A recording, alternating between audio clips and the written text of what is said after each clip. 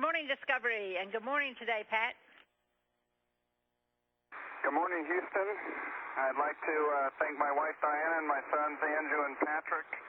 We certainly have a beautiful view of the Earth and of the heavens up here. Thank you. Thanks a lot, Pat.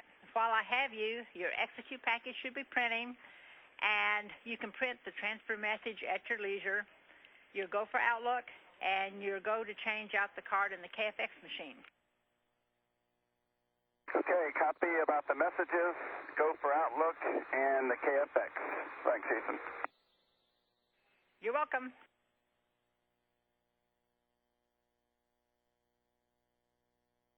As you've heard, the combined crews of the International Space Station and Space Shuttle Discovery now awake.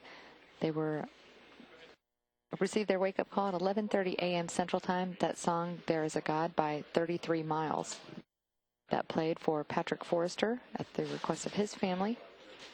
And with that, the crew now in their personal time, but kicking off a day that'll be focused on the second spacewalk of the mission, a EVA that'll be performed by Danny Olivas and Christopher Fugelsang.